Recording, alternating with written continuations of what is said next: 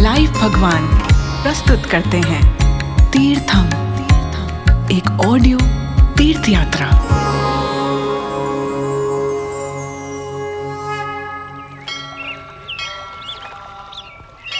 हृदय में बसा हो काशी, तो फिर काहे का भय। नमः पार्वती पतये, बाबा विश्वनाथ की जय। महादेव की कृपा से ही हो काशी यात्रा तय। नमः पार्वती पतये, बाबा विश्वनाथ की जय।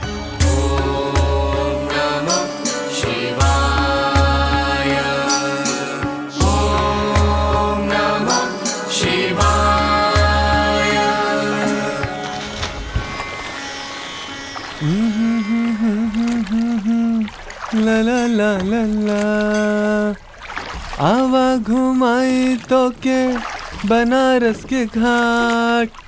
देखतनी बाबा के, देखतनी बाबा के शहर के घाट। काशी, गंगा के पवित्र घाटों की नगरी। काशी भगवान शिव की प्रिय नगरी। काशी दिव्य मोक्षदायिनी नगरी। काशी अपने अंदर भारत का प्राचीन इतिहास समेटे सबका स्वागत करती ये भव्य नगरी। नमस्कार दोस्तों, स्वागत है आपका हमारे वर्चुअल ऑडियो पॉडकास्ट तीर्थम में। और गंगा मैया के बीचों बीच यूं गोते लगाता मैं आपका सारथी मंत्रा। आज जिनके हम दर्शन करने जा रहे हैं वो काशी के निर्माता और नाथों के नाथ हैं, श्री काशी विश्वनाथ। बाबा विश्वनाथ की इस पावन नगरी को बनारस और वाराणसी के नाम से भी जाना जाता है। वरुणा नदी और 80 घाट के बीच में इस नगर के बसे होने के कारण इसे वाराणसी कहते हैं। और पूरी दुनिया में ये इकलौता ऐसा स्थान है जहां पर लोग भगवान से आशीर्वाद लेने नहीं, भगवान को आशीर्वाद देने आते हैं। जी हाँ, दरअसल कैलाश पर रहने के कारण काशी नगरी वाले भगवान शिव को अपना जमाई समझते हैं और इसलिए जमाई को आशीर्वाद देते हैं। है ना कमाल की बात। वैसे पुराणों में बताया गया है कि लगभग 5000 वर्ष पूर्व भगवान शिव ने स्वयं काशी नगरी को बसाया था। और कुछ विद्वानों के अनुसार ये विश्व के सबसे प्राचीन शहरों में से एक है। चलिए, हमारी नाव भी पहुंच गई है गंगा घाट पर। आइए उतरिए उतरिए। तो चलिए शुरू करते हैं काशी नगरी का भ्रमण।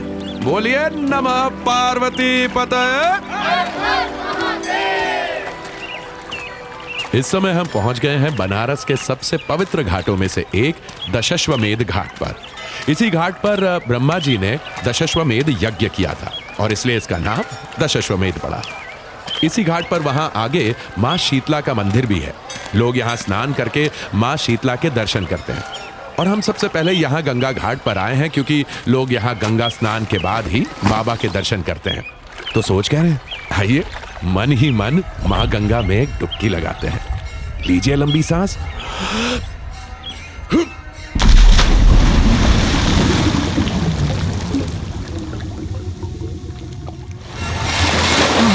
नमः शिवाय।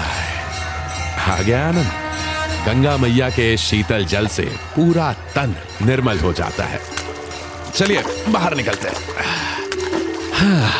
गंगा मैया में स्नान करने के बाद आपको घाट के आसपास ही बहुत सारे पंडित जी दिखाई देंगे जिनके हाथ में एक छोटी सी थाली होती है और उसमें टीका लगाने की सामग्री। हम भी टीका लगाने पहुंच गए। अरे पंडित जी, हर हर महादेव, जरा हमें भी टीका लगा दीजिए। अवश्य जजमान, कृपया माथा आगे कीजिए। ये देखिए, ये लाल चंदन, सफेद चंदन और पीले चंदन से बाबा ने लगा दिया त्रिपुंड टीका। और अब हम सीधे चलेंगे बाबा विश्वनाथ के दर्शन करने। हर हर महादेव बाबा जी। बोलो बाबा काल भैरव की जय। बोलो बाबा काल भैरव की जय। दोस्तों, जयकारा से आपको पता चल गया होगा कि मैं गंगा स्नान के बाद यहाँ बाबा भैरव के दर्शन करने आ गया हूँ। भाई साहब जरा इधर से। गंगा किनारे पंडित जी ने एक बड़ी अनोखी बात बताई। कि यहाँ ऐसी मान्यता है कि भैरवनाथ के दर्शन से पहले बाबा विश्वनाथ के दर्शन करो तो दर्शन अधूरे माने जाते हैं और उस दर्शन का फल भी नहीं मिलता। तो देर किस बात की, चलिए बाबा काल भैरव के दर्शन करते हैं। बोलो बाबा काल भैरव की जय। वैसे दोस्तों, आपको पता है बाबा काल भैरव को काशी का कोतवाल कहा जाता है। यहाँ जो बाबा विश्वनाथ जी के मंदिर के पास में जो पुलिस स्टेशन है, वहां दरोगा की कुर्सी पर दरोगा नहीं, बाबा काल भैरव बैठते हैं प्रतिमा स्वरूप में। दरअसल कहा जाता है कि बाबा काल भैरव को ब्रह्म दोष लग गया था और वो भटकते भटकते काशी पहुंचे। यहाँ उन्होंने अपने नाखूनों से कुंड खोद कर उपासना की और उसमें स्नान किया और उस ब्रह्म दोष से मुक्त हो गए। तत्पश्चात भगवान शिव ने इन्हें काशी में रहने का और लोगों की सुरक्षा करने का आदेश दिया। बस तब से बाबा यहीं रहते हैं और काशी और काशी वासियों की सुरक्षा करते हैं।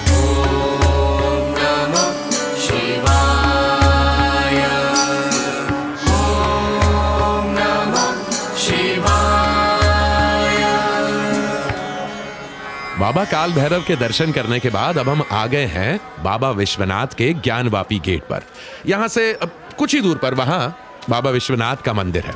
आपको बाबा के मंदिर की घंटी की आवाजें यहीं से सुनाई दे रही होंगी। अभी इस समय जहां पर मैं हूं, यहां से बाईं तरफ एक रास्ता है जो कि मणिकर्णिका घाट पर जाता है। मणिकर्णिका घाट यहां का बहुत ही प्रसिद्ध घाट है। कहा जाता है कि इसी घाट पर माता पार्वती का कर्ण फूल गिरा था, ईयरिंग, जब माता पार्वती भगवान शिव के साथ काशी की तरफ आई थी। इसलिए इसको मणिकर्णिका घाट बुलाते हैं और ये 51 शक्तिपीठों में से एक है। पुराणों के अनुसार इसी घाट पर भगवान भोलेनाथ ने माता सती का दाह संस्कार किया था। इसी वजह से इसको महाशमशान भी कहा जाता है और कहा जाता है कि मणिकर्णिका घाट पर सतयुग से लेकर आज तक कभी चिता की आग बुझी नहीं है। 24 घंटे यहाँ चिता जलती रहती है और यहाँ फागुन मास में एकादशी के दिन चिता की भस्म से लोग होली खेलते हैं, जिसे मसान होली के नाम से जाना जाता है। और ये सिर्फ बाबा विश्वनाथ की नगरी में हो सकता है कि जिस शमशान में लोग जाने से डरते हैं, उस शमशान में लोग होली खेलते हैं। भाई साहब आगे बढ़ते रहिए, चलिए आगे बढ़िए, फटाफट आगे बढ़िए, भीड़ मत करिए, आगे बढ़ते रहिए। दोस्तों, अब हम जिस गली में जा रहे हैं उसके अंदर श्री काशी विश्वनाथ ज्योतिर्लिंग के साथ साथ माता अन्नपूर्णा मंदिर भी स्थित है। पौराणिक कथा के अनुसार एक बार पृथ्वी पर सूखा पड़ गया, जमीन बंजर हो गई। तब भगवान शिव ने तीनों लोकों की अन्नदाता देवी अन्नपूर्णा की साधना की और मां पार्वती स्वयं यहां अन्नपूर्णा अवतार में अवतरित हुई और शिव जी ने भिक्षुक का स्वरूप धारण करके मां अन्नपूर्णा से अन्न की भिक्षा मांगी। मां अन्नपूर्णा ने भगवान शिव को भिक्षा में अन्न दिया, जिसे लाकर शिव जी ने पृथ्वी वासियों में बांट दिया और साथ में माता अन्नपूर्णा ने शिव जी को वरदान दिया। हे देवादिदेव महादेव, आज के बाद आपकी प्रिय नगरी काशी में कोई भूखा नहीं सोएगा। और तब से कहा जाता है कि काशी में कोई भी भूखा नहीं सोता। अरे भाई साहब, यहाँ ये जूते और मोबाइल यहीं रख दीजिए, अंदर ना ले जाने देंगे ये। और ये लीजिए प्रसाद, खाली हाथ थोड़ी जाएंगे आप भगवान के सामने। दोस्तों, मंदिर परिसर में जाने से पहले आपको यहाँ अपने जूते, चप्पल, पर्स, मोबाइल, पेन सब जमा करा देना है, जो कि हमने कर दिया। और अब कमाल की बात देखिए, अब मैं सृष्टि का पालन करने वाले, हमारा पेट भरने वाले भोलेनाथ के लिए ले रहा हूँ प्रसाद, मंदिर के एकदम निकट स्थित इस दुकान से। प्रसाद में दूध, भांग, पेड़ा, धतूरे का फल, बेलपत्र और धूप बत्ती इत्यादि शामिल है। वैसे भोग की बात करें तो बाबा विश्वनाथ के मंदिर में बहुत विभिन्न प्रकार के भोग चढ़ाए जाते हैं, अलग अलग आरती के हिसाब से अलग अलग भोग। और कहते हैं कि अन्नकूट के अवसर पर 56 भोग बाबा को लगाए जाते हैं और इस दिन अन्नकूट का प्रसाद मंदिर में बांटा जाता है। और जो कोई भी इस प्रसाद को लेकर अपने घर में रख देता है, कहते हैं कि उसके घर में अन्न की कभी कमी नहीं होती।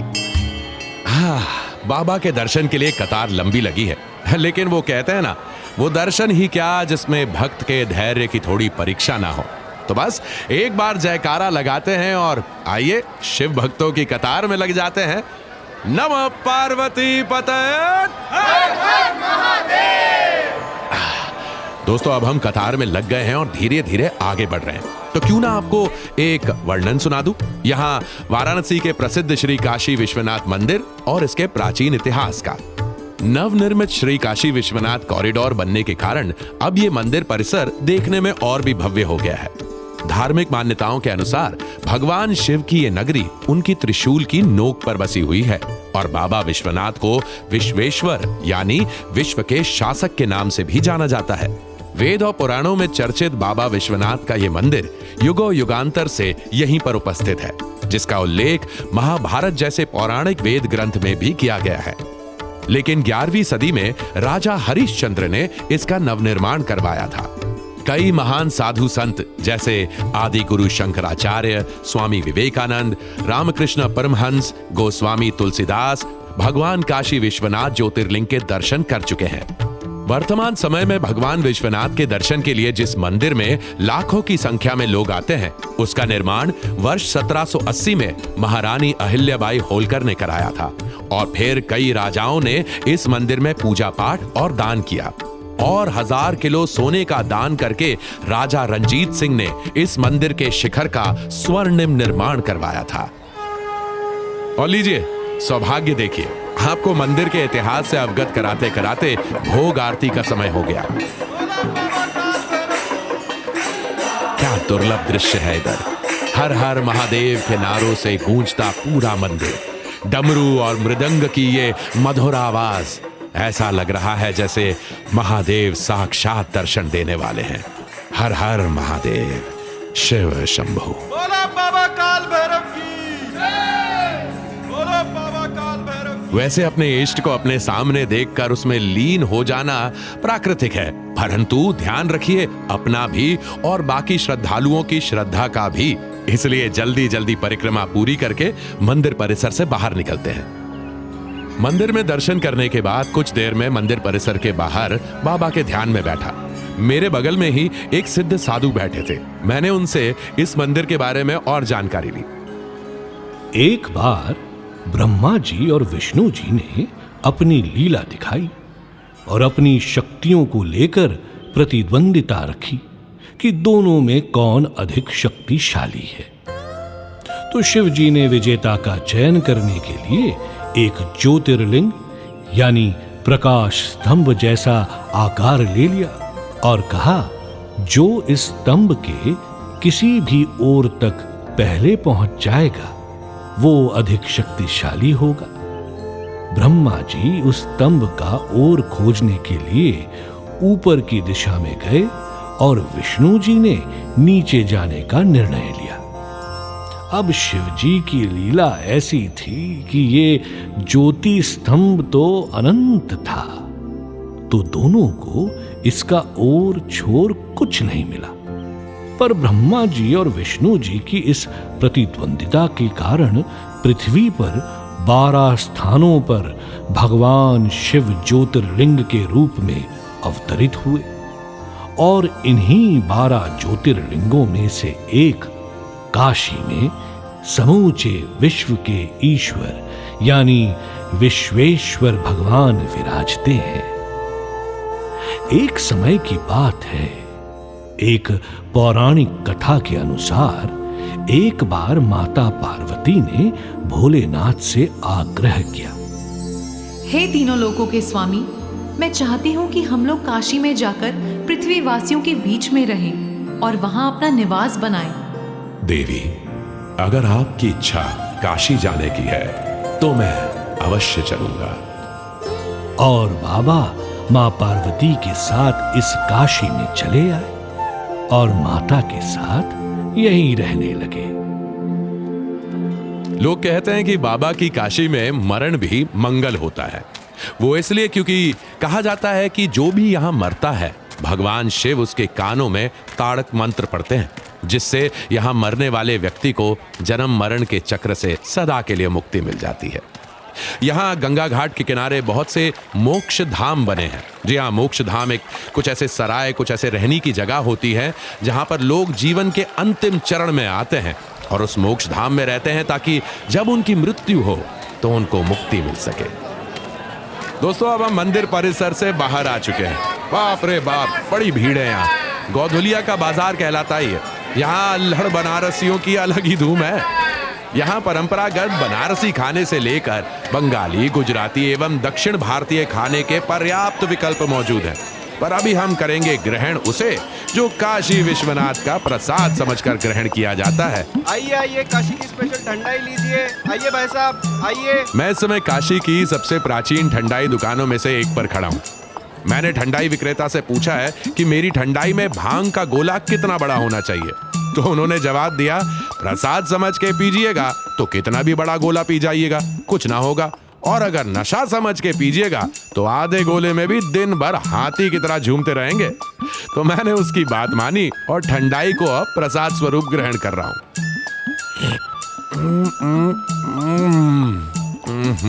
ठंडाई नहीं, ये तो अमृत है। मन गदगद हो गया और अब समझ में आया कि ठंडाई बाबा को इतनी प्रिय क्यों है।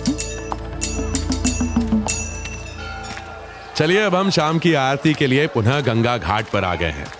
जो दृश्य मैंने दोपहर में देखा था उससे कहीं ज्यादा मनमोहक दृश्य ये है जहां डूबते सूरज की लालिमा मां गंगा को अपनी किरणों से लाल चुनरी पहनाए हुए है।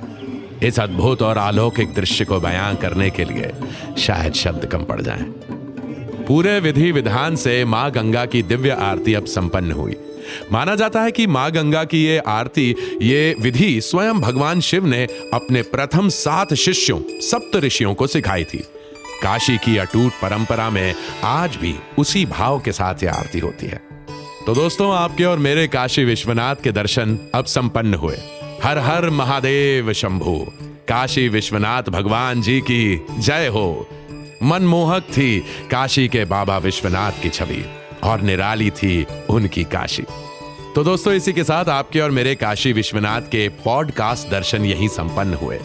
परंतु अगर आप अपनी आंखों से काशी विश्वनाथ को इसी समय देखना चाहते हैं तो आपके पास सुनहरा मौका है। livebhagwan.com पर जाइए और काशी विश्वनाथ के लाइव दर्शन करिए।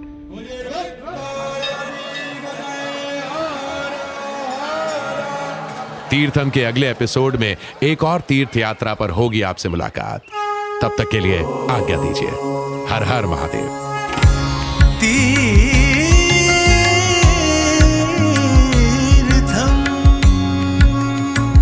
लाइव भगवान प्रस्तुत करते हैं तीर्थम, एक ऑडियो तीर्थ यात्रा।